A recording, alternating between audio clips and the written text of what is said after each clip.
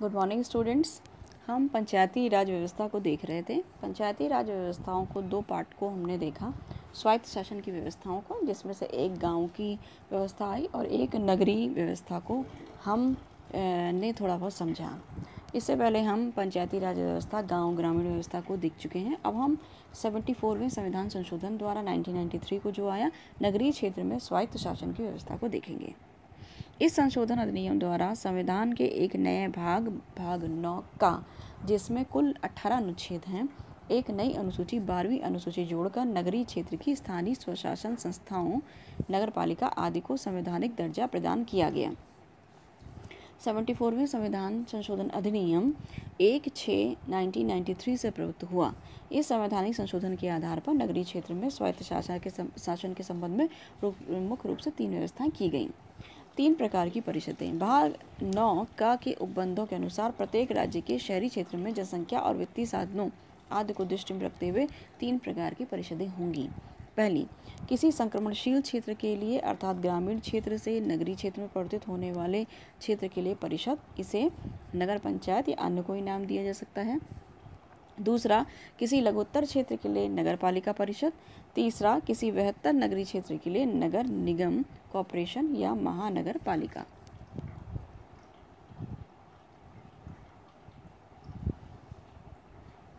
नगर पालिकाओं। तीनों प्रकार की नगर पालिकाओं की संरचना। नगर पालिका वार्डों की संख्या संबंधित नगर की जनसंख्या आदि को दृष्टि में रखते हुए निश्चित की जाती है। ऐसे प्रत्येक वार्ड से एक पार्षद का चुनाव प्रत्यक्ष निर्वाचन के आधार पर किया जाता है। प्रत्येक राज्य का विधानमंडल विधि के आधार पर प्रत्येक प्रकार की परिषद में कुछ सह सदस्यों की व्यवस्था कर सकता है। इन सह सदस्यों को नगर पालिका परिषद की कार्यवाही में भाग लेने का अधिकार होता है, लेकिन मत देने का अधिकार नहीं होता है। वार्ड समितियों का गठन एवं संरचना। ऐसी नगर पालिका जिसकी जनसंख्या 3 लाख या उससे अधिक है, प्रादेशिक क्षेत्र के भीतर एक या अधिक वार्ड को मिलाकर वार्ड समितियों का गठन किया जाएगा। राज्य विधानमंडल इसके गठन, क्षेत्र, वार्ड समितियों में स्थानों के भरे जाने के बारे में उपबंध करता है। राज्य विधानमंडल वार्ड समितियों के अतिरिक्त भी अन्य समितियों का गठन कर सकेगा। स्थानों का आरक्षण। नगर पालिका परिषद में अनुसूचित जातियों, अनुसूचित जनजातियों तथा महिलाओं के लिए स्थान आरक्षित किए गए हैं। अनुसूचित जाति, अनुसूचित जनजातियों के लिए आरक्षित स्थानों की संख्या नगर की जनसंख्या में उनके अनुपात के आधार पर होती है। इसका अतिरिक्त 30% स्थान महिलाओं के लिए आरक्षित होंगे। सभी वर्गों के लिए आरक्षित स्थान नगर पालिका के विभिन्न निर्वाचन क्षेत्रों में चक्रा अनुक्रम बाय रोटेशन से आवंटित किए जाएंगे। नगर पालिका के अध्यक्षों के पद अनुसूचित जातियों, अनुसूचित जनजातियों और महिलाओं के लिए ऐसी रीति से आरक्षित किए जाएंगे जैसा कि राज्य का विधानमंडल विधि बनाकर उपबंध करेगा। अनुसूचित जातियों, अनुसूचित जनजातियों के लिए यह आरक्षण उस अवधि तक प्रभावी रहेगा जिस अवधि तक अनुच्छेद 334 के अधीन उन्हें आरक्षण प्राप्त है। 62वें संविधान संशोधन के अनुसार वर्तमान समय में यह अवधि 25 जनवरी 2000 ईस्वी तक है। महिलाओं के लिए आरक्षण की कोई समय सीमा निर्धारित नहीं की गई है। अन्य पिछड़े वर्गों के लिए आरक्षण। अन्य पिछड़े राज्य विधानमंडल को यह अधिकार होता है कि वह अन्य पिछड़े वर्गों के नागरिकों के लिए कुछ स्थान नगर पालिका में या अध्यक्ष पद के लिए स्थान विधि बनाकर आरक्षित कर दें। सदस्यों की योग्यताएं। नागरिक 21 वर्ष की आयु प्राप्त कर चुका हो, वह व्यक्ति प्रवृत्ति विधि के अधीन राज्य विधानमंडल के निर्वाचित होने की योग्यता आयु के अतिरिक्त अन्य योग्यता रखता हो, यह संबंधित राज्य विधानमंडल द्वारा निर्मित विधि के अधीन नगर पालिका परिषद का सदस्य निर्वाचित होने के योग्य हो। कार्यकाल। इन तीनों श्रेणी की नगर पालिकाओं का कार्यकाल 5 वर्ष होगा। इसके पूर्व भी इसका विघटन किया जा सकता है यदि उस समय प्रवृत्त किसी विधि के अधीन ऐसे उपबंध हो, परंतु विघटन के पूर्व नगर पालिका को उचित सुनवाई का अवसर दिया जाएगा। नगर पालिका परिषद के गठन के लिए चुनाव का 5 वर्ष की अवधि के पूर्व और विघटन की तिथि से 6 माह की अवधि के समाप्त होने के पूर्व करा लिया जाएगा। नगर पालिकाओं की शक्तियाँ, प्राधिकार और उत्तरदायित्व। इस संविधान के उपबंधों के अधीन रखते हुए राज्य की विधानमंडल विधि द्वारा नगर पालिकाओं को ऐसी शक्तियाँ, प्राधिकार प्रदान कर सकता है जो उन्हें स्वायत्त शासन की संस्थाओं के रूप में कार्य करने योग्य बनाने के लिए आवश्यक समझे। संविधान की 12वीं अनुसूची में 18 विषयों का उल्लेख है जिन पर नगर पालिकाओं को विधि बनाने की शक्ति प्रदान की गई है। जैसे पहला, नगरीय योजना, जिसके अंतर्गत शहरी योजना है।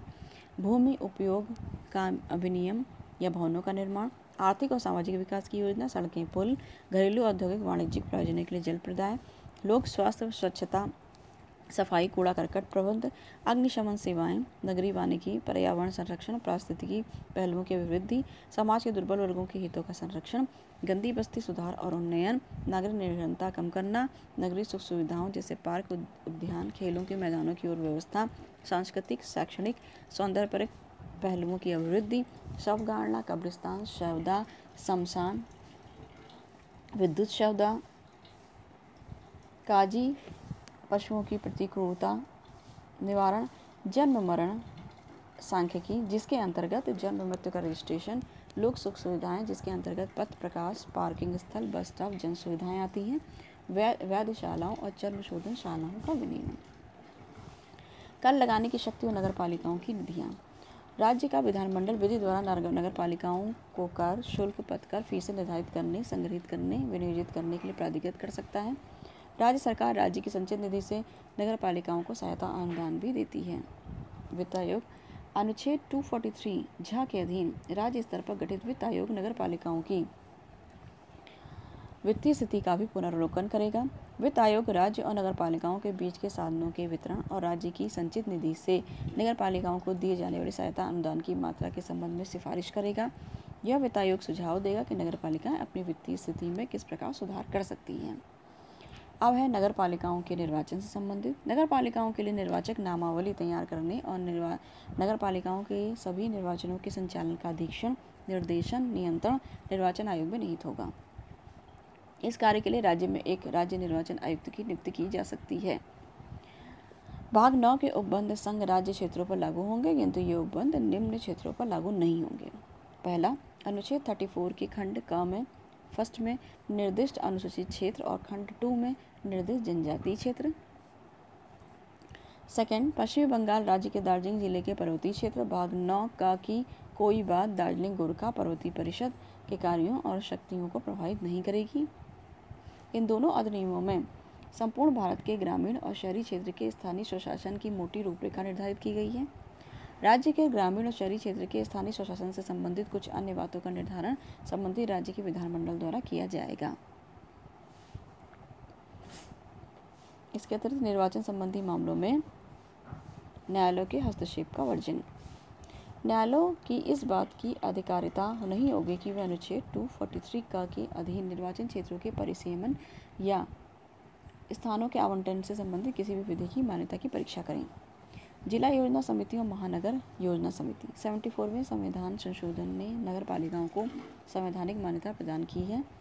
इसके साथ ही इस संशोधन अधिनियम में कहा गया कि प्रत्येक राज्य में 2 समितियां गठित की जाएंगी। जिला स्तर पर जिला योजना समिति और दूसरा है प्रत्येक महानगर क्षेत्र में महानगर योजना समिति। राज्य विधानमंडल द्वारा बनाई गई विधि द्वारा समिति के पुनर्गठन और उनमें स्थानों के भरे जाने के लिए विषय में प्रावधान किया जाएगा, किंतु जिला योजना समिति की दशा में कम से कम 4/5 सदस्य जिला स्तर की पंचायत और जिला की नगर पालिकाओं के निर्वाचित सदस्यों द्वारा अपने में से निर्वाचित किए जाएंगे। उनका अनुपात जिले में नगर और ग्राम की जनसंख्या के अनुपात में होगा। दूसरा, महानगर योजना समिति की दशा में समिति के कम से कम 2/3 सदस्य नगर पालिका के सदस्यों और पंचायतों के अध्यक्षों द्वारा अपने में से निर्वाचित किए जाएंगे। स्थानों का विभाजन उस क्षेत्र की नगर पालिकाओं और पंचायतों की जनसंख्या के अनुपात में होगा। इस प्रकार हम देखते हैं 74वें संविधान संशोधन विधेयक के द्वारा नगर पालिकाओं को नगर की स्थानीय प्रशासन की शक्ति दी गई और नगर पालिकाओं को जो काम दिए गए उस तरीके से वो नगरीय व्यवस्था के अंतर्गत कार्य को सुचारू रूप से संभालेंगे।